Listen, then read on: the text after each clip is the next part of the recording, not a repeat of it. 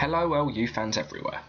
Today I'm going to be discussing the answer to a question discussion which was raised on the DLU forums. If you haven't been on the DLU forums, you can find them at darkflameuniverse.org/community, and there'll probably, if I remember, be a link in the description. And people on here were discussing the possibilities for sets from LEGO Universe.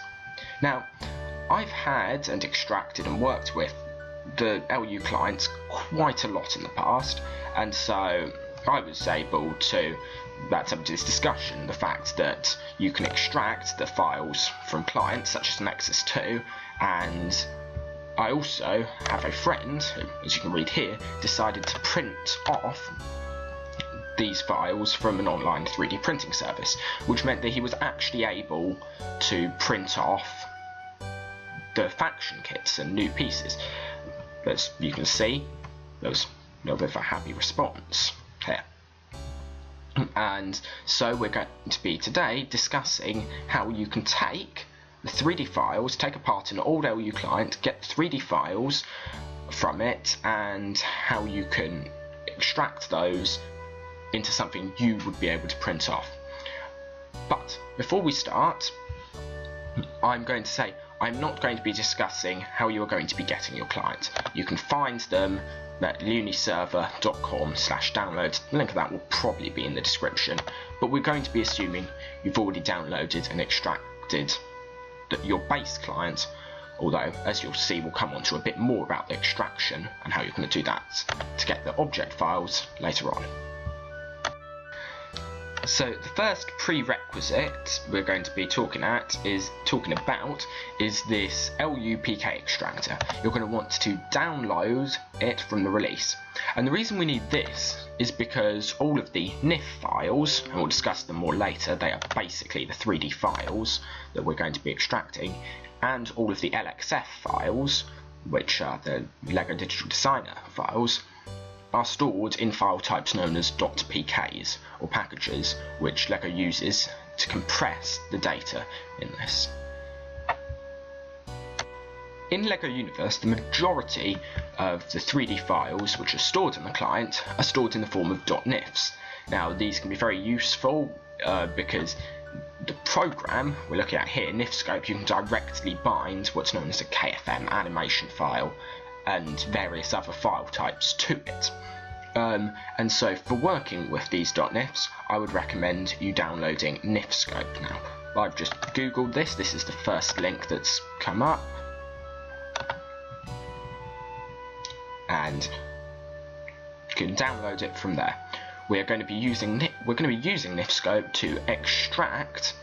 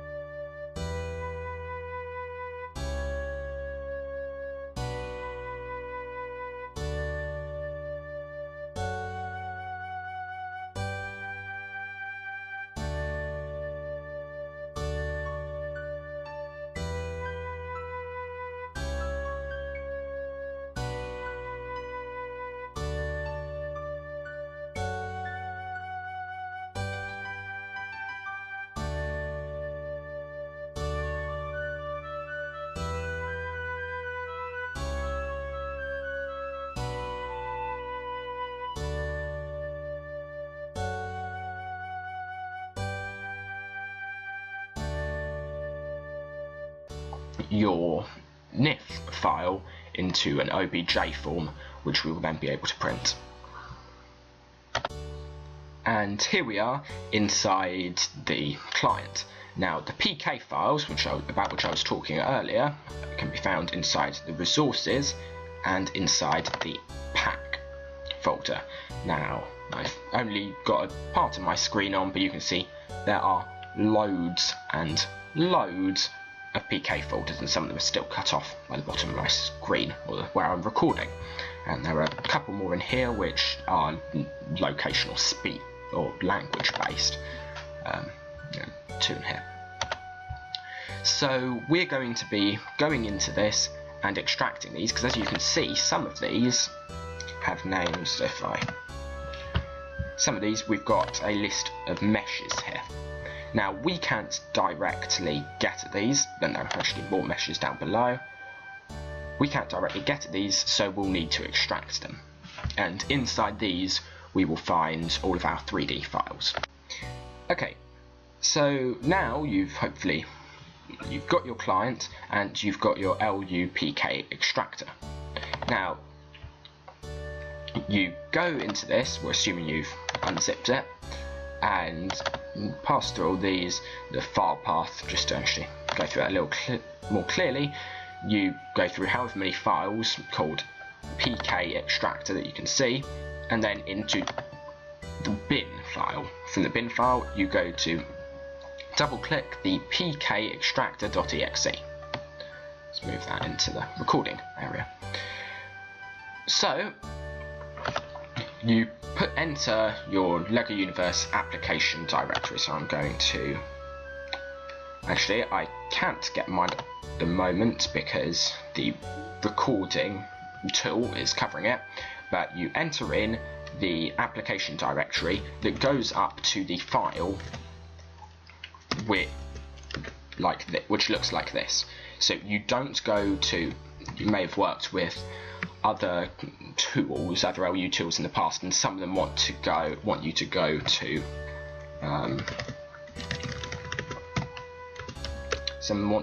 that path, the LEGOUniverse.exe path, but we're not doing that. We're not doing that for this one. This one's just the directory, the folder, which contains all of your clients.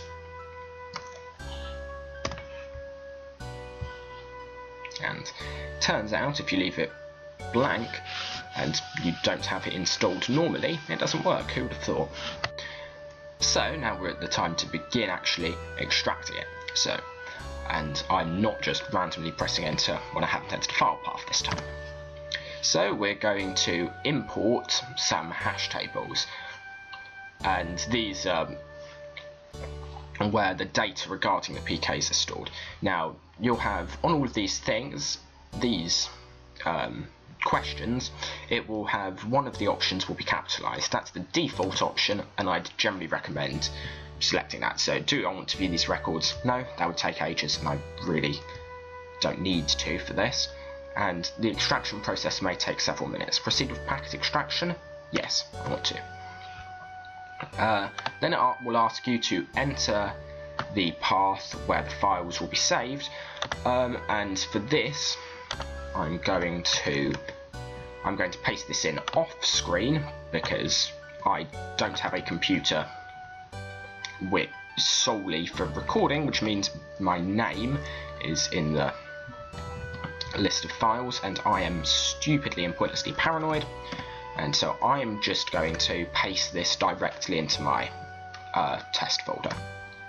So the specific directory exists, please select an option below. This is because I've put one, it will come up with most things you'll put in, it's because I've put a folder that already exists, so it's not creating a new folder. So because I don't have any previously extracted clients in here, there shouldn't be any duplicates. So I'm going to not overwrite anything because there shouldn't be any duplicates, hopefully. And do I want to ignore the leading path? Yes. Basically, all this is that whether or not you've got the client slash res slash, well, the client slash res, those two folders containing all of the extracted documents, you will already have a list of other folders in there to contain and to organize everything. So in most cases I would say yes. However, because I'm dumping this into my main LU programming section, I'm going to actually say no. But for you, I'm assuming you'll want to press yes to that. And now, as you can see, I can safely move this back down, and you can see it is rolling through a fair amount of data. So all the PK files we looked at earlier, all 107, all of these they're going through and extracting. This will take quite a while, it takes ages on my computer, and so I'll come back to you once it's finished. And now it's time for what is, for me, the most enjoyable part of this, file diving. So into the client, into the resources, we've got a list of things here. So we're for now going to be looking at the meshes, and these will be, as I said, stored in NIF files. So my friends wanted to get the information and the 3D files for the faction kits. Now, it would be really simple if it were just here. However, for some unknown reason, when NetDevil were creating LEGO Universe, they decided, let's make it really confusing for people looking through this later, and they've only actually included 4 factions in here. So you can get the Adventurer, the Inventor, and the Shinobi here, and Space Ranger, but you also need to know other file paths if you want to. But this is also only if you're looking specifically to get the faction kit. Otherwise, just skip ahead, because if you're willing to search through it yourself. But anyway, the next part we're going to be going to is minifigures. So this is where the majority of all of your files are going to be. So you've got melee weapons folder. If you look down, starting off, you've got the Adventurer whips. For some reason, despite the fact they were in the other folder, they're here as well. Buccaneer, you've got the Daredevil kit extinguisher. Now you notice there's some stuff in here when you're looking through. There's some stuff which did it really get into the game? I'm not certain I ever saw it, or if I did, it wasn't important. It's certainly not a piece of kit. So this extinguisher is very much just a really simple to build fire extinguisher. It's something you can build out of pieces that already exist.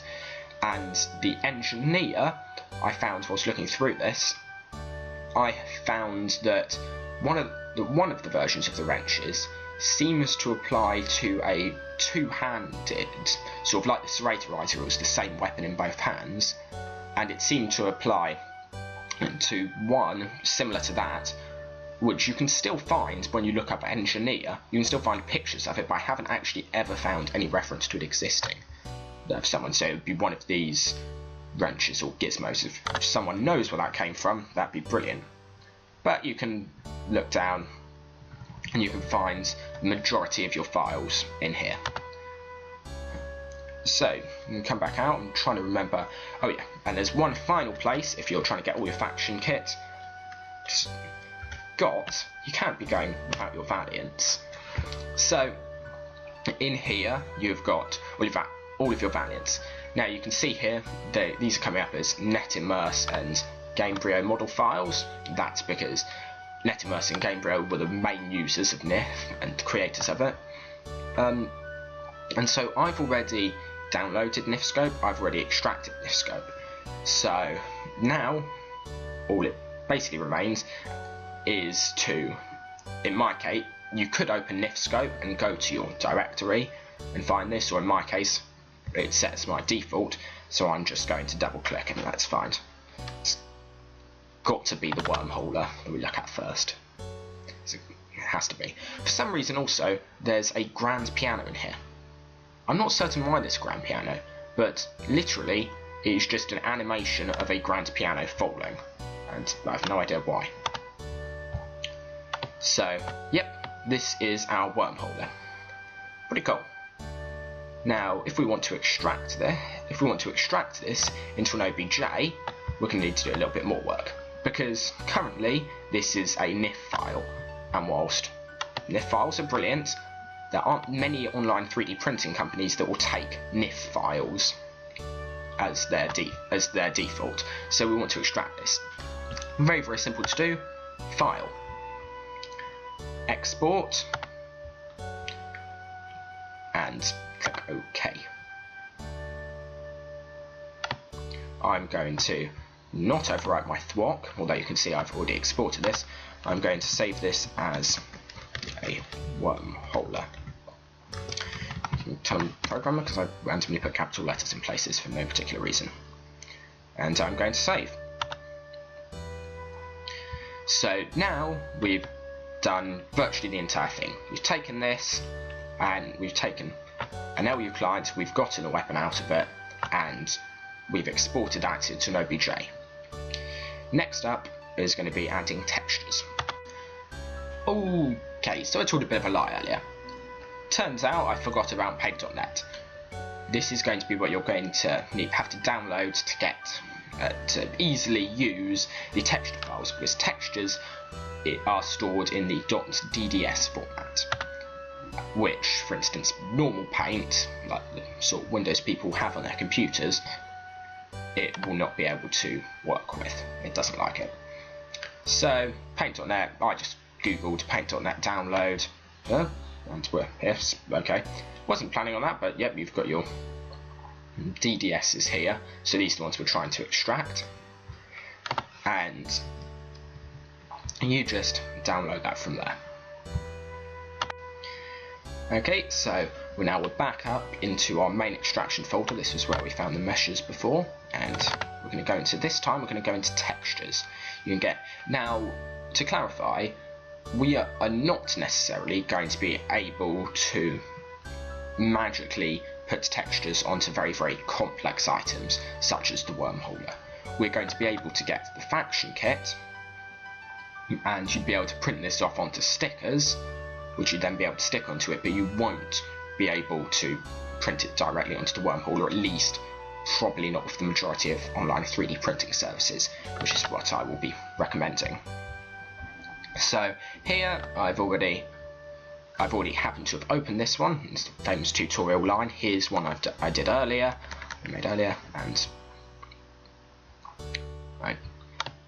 and here we are.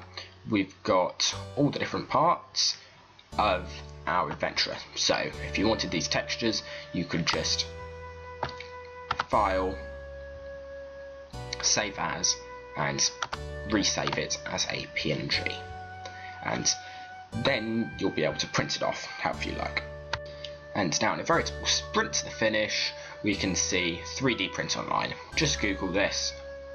I've personally used Shapeways. I don't know, for some reason it tells me I've used Sculpteo, and you can go on whatever site it is you choose to use. It will, if it's any good as a site, it will take your OBJ. So I'm going to quickly go through here. It might not let me without logging on, but so I'd go onto my upload. It will ask me to sign in. I completely forgot what my account is, but let's try the. Nope, I can't remember my password.